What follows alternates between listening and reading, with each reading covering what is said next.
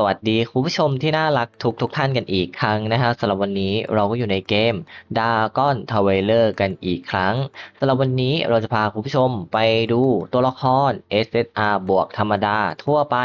ที่สามารถ Awake เป็น SSR บวกได้ในอนาคตจะมีตัวอะไรที่ Awake ได้แล้วเก่งๆบ้างให้เราได้เล็งรอเดี๋ยวเราไปดูกันเลยดีกว่า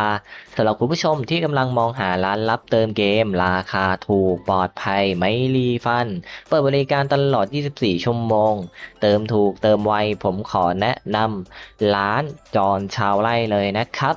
ในวันนี้เราจะพาคุณผู้ชมไปดูตัวละคร SSR ธรรมดาที่สามารถ Awake เป็น SSR บวกได้ในอนาคตแล้วจะมีตัวอะไรบ้างตัวไหนเก่งๆเดี๋ยวเราไปดูกันเลยดีกว่า มาเริ่มกันด้วยที่ตัวที่หนึ่งเลยดีกว่านะครับก็จะเป็นตัวคลีโอพัตตานั่นเองสำหรับตัวละครนี้เนี่ยก็จะสามารถเอาเวกเป็นตัว SSR บวกได้ในอนาคตนะครับในเริ่มต้นเนี่ยมันจะยังเป็นตัว SSR ธรรมดาอยู่แต่เงื่อนไขที่ว่าในการเอาเวกเนี่ยมันไม่ใช่ว่าเราทำดาวไปถึงนู้นถึงนี้แล้วเราจะทำเป็น SSR บวกได้นะมันมีเงื่อนไขในการต้องทำอยู่ด้วยดังนั้นเดี๋ยวเราค่อยไปดูเงื่อนไขกันทีหลัง แต่ที่แน่ๆตัวเนี้ยมันจะได้เป็น SSR บวกแน่ๆในอนาคตตัวละครมันสกิลเปลี่ยนหรือไม่สกิลไม่ได้เปลี่ยนแต่มีเปอร์เซ็นต์ที่เยอะขึ้นกว่าเดิมอย่างเช่นพวกดาเมจแรงขึ้นบวกเป็นเปอร์เซ็นต์แรงขึ้นอะไรแบบเนี้ยมันจะมีการบวกเปอร์เซ็นต์ที่เยอะขึ้นแต่ในรูปแบบสกิลยังคงเหมือนเดิมเล่นเหมือนเดิมหมดทุกอย่างนั่นเองแล้วก็ที่มันเป็น SSR บวกแล้วมันเก่งเนี่ยเพราะว่ามันแตกต่างจากตัว SSR ธรรมดาทั่วไปอยู่แล้วเพราะว่า ในส่วนของค่าสเตตัสพื้นฐานในตัวเนี่ยถ้าระดับ SR นะครับหรือ SSR หรือ SSR บวกจนไปถึง EX เนี่ยมันจะมีค่าสเตตัสพื้นฐานในการอัพดาวที่ให้ไม่เท่ากันนะครับถ้าตัวระดับสูงยิ่งขึ้นเรื่อยๆเนี่ยค่าสเตตัสในการอัพดาวแต่ละทีเนี่ยหรือว่าค่าสเตตัสตอนดาวสูงๆเนี่ยมันจะเยอะกว่าดังนั้นตัวละครเนี่ยก็จะมีตัวของคลีโอพัตตาเนี่ยเป็นสายกระดูกนะครับแล้วก็สายมังกรฟ้าเนี่ยเป็นตัวแรกเลยนะครับที่สามารถเอาเวกขึ้นเป็น SSR บวกได้นะและตัวที่2นะครับที่จะสามารถเวกเป็นตัว SSR บวกได้ก็คือปีศาจมารสาวหัวงูนั่นเองนะครับสำหรับตัวเมดูซ่าตัวนี้เนี่ยคุณผู้ชมที่เล่นเซิร์ฟเวอร์เราก็น่าจะได้รับรู้ถึงอิทธิฤทธิ์มันแล้ว ตัวที่ผมเนี่ยเคยแนะนำให้ทำไปว่าเนี่ยมันมีสกิลแช่แข็งเป็นหินนะครับหรือจะเป็นดาเมจเนี่ยที่ค่อนข้างดีเลยเพราะว่ามันรีดได้จากสกิลมันหลายๆตัวเนี่ยก็จะมีแบบว่าเก็บสแต็กในการโจมตีเร็วขึ้นนะครับไอ้ตรงนี้เนี่ยคือแบบสามารถสแต็กได้ถึง30สแต็กแล้วลองคิดดูดีว่า6%ใน1สแต็กอ่ะมันจะโจมตีเร็วขนาดไหนแน่นอนว่าตีเร็วมากๆแล้วก็จะมีสกิลแบบว่าเป็นดาเมจเนี่ยเพียวๆเหมือนกันก็คือในการยิงสะสมสแต็ก4สแต็กแล้วระเบิดดาเมจทีนึงมีการลดในส่วนของการปั่นป่วนด้วยนะครับของฝั่งตรงข้ามที่ทำให้เขาเนี่ยโดนดูดนะครับในส่วนของพวก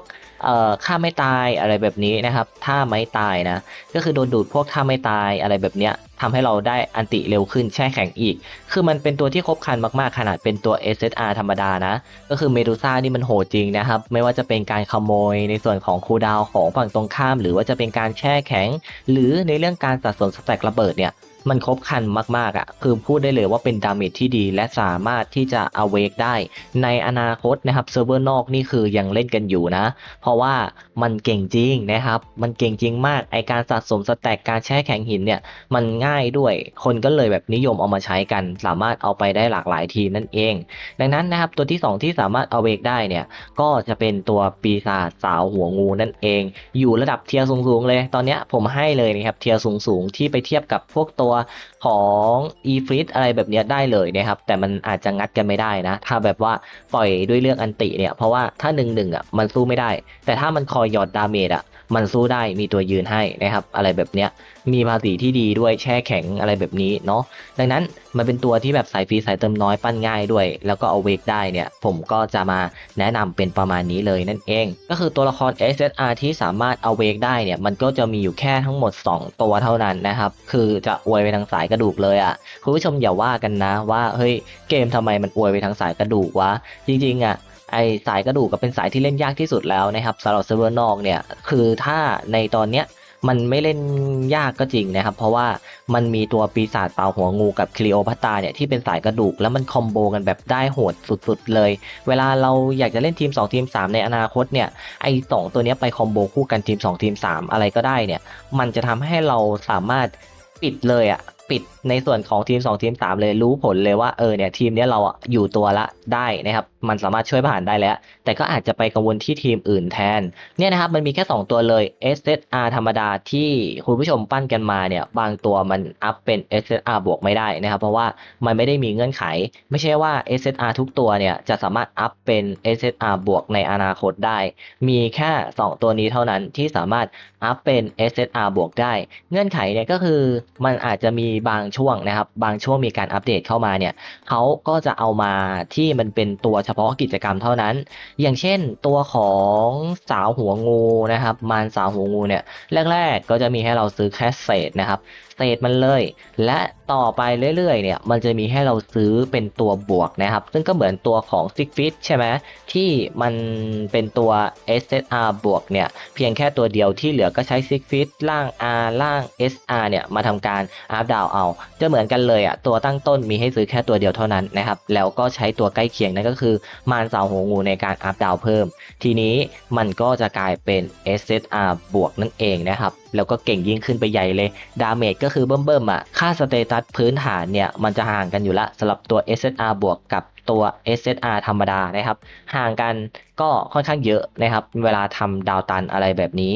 ก็สามารถปั้นไว้ได้เลยนะครับสำหรับมารหัวงูนะก็คือในอนาคตเรายังสามารถใช้ได้อีกยาวๆเลยสามารถเอาเวกเป็นระดับ SSR บวกได้แล้วก็จะมีตัวคลีโอพัตรานะครับที่ตอนนี้เราก็ปั้นไปเลยเพราะว่าในอนาคตเดี๋ยวมันจะมีให้เราเนี่ยมาซื้อเหมือนเดิมนะครับเป็นตัว SSR บวกเพียงตัวเดียวเหมือนเดิมนะครับแล้วก็ใช้ตัวใกล้เคียงหรือข้างเคียงเนี่ยเจ้าตัวคลีโอพัตราเนี่ยในการอัพดาวนะครับได้ต่อนั่นเองดังนั้นมีแค่เฉพาะ2ตัวนี้เท่านั้นเนาะเดี๋ยวเราลองให้ดูตัวอย่างของเซิร์ฟเวอร์นอกเลยที่เป็นแบบว่าสายเติมหนักนะครับหนักมากคือหนักจริงๆก็คือระดับตัว EX เนี่ยผมยังมองหาแบบฟรีๆในเซิร์ฟเวอร์นอกไม่ได้เลยขนาดเล่นมาแล้วก็ดูทุกกิจกรรมแล้วนะส่วนใหญ่อะมันจะเป็นกิจกรรมเติมแบบช่วยอัพดาวอย่างเดียวเลยนะครับเติมแพ็คพวกตัวใบเทพแบบเนี้ยเขาอัดเน้นมากผมเห็นยอดสุ่มคือแบบสุดจริงนะครับทำ3ตัวเนี้ยได้ในระยะเวลาไม่ถึง3เดือนอ่ะมันก็ถือว่าเป็นอะไรที่โหดแล้วจะถามว่าเซิร์ฟเวอร์นอกมันมานานแล้วนะพี่คือเซิร์ฟเวอร์ที่ผมเล่นอยู่มันยังไม่นานไงมันยังไม่ถึง3เดือนเลยนะครับก็แบบว่าดูดิทำตัวโคตรโหดนะแล้วก็ตัวของคลีโอพัตรานะครับนี่เห็นไหมตัวคลีโอพัตราเนี่ยยังคงได้ใช้นะครับกับพวกท็อปเซิร์ฟเวอร์อยู่ที่แบบเป็นสายเติมหนักๆหน่อยนะอันนี้ผมไม่รู้ว่ามันจะต้องเติมหนักขนาดไหนก็ลองดูตัว EX เขาละกันนะครับแล้วก็อย่างท็อป3ท็อป4เนี่ยเขาก็จะเล่นเป็นงูนะครับแต่ที่จะเห็นกันแบบง่ายๆเลยคืองูเพราะงูมันแลกง่ายกว่าก็งูเนี่ยสามารถเป็นตัว EX ได้เหมือนกันแล้วก็ใช้เป็นตัวดาเมจหลักๆเลยอ่ะมันปั้นเป็นดาเมจแบบรองจาก e f r i t อ่ะคุณผู้ชมคิดดูดีว่ามันเก่งขนาดไหนแต่ผมลองเล่นแล้ว3ดาวของผมอ่ะผมถูกใจมันมากนะครับดาเมจมันแบบเวอร์เกินยังไงก็ไม่รู้ดิเดี๋ยวผมจะเอาวิธีการบูสต์เนี่ยมาแบ่งปันกับคุณผู้ชมในภายหลังแล้วกัน สำหรับตัว SSR บวกที่สามารถเอาเวกได้แล้วเก่งโคตรๆในอนาคตเนี่ยก็จะมีอยู่แค่2ตัวเลยนั่นก็คือคลีโอพัตรานะครับกับตัวมารสาวหัวงูให้คุณผู้ชมไปดูในครั้งได้เลยว่ากี่ดาวกันแล้วก็คอมเมนต์บอกผมบ้างนะให้ผมอิจฉาหน่อยเพราะว่าของผมมันไม่ออกนะครับมันไม่เคยออกเลยแต่ว่าแลกเอานะครับไม่เป็นไรไปละ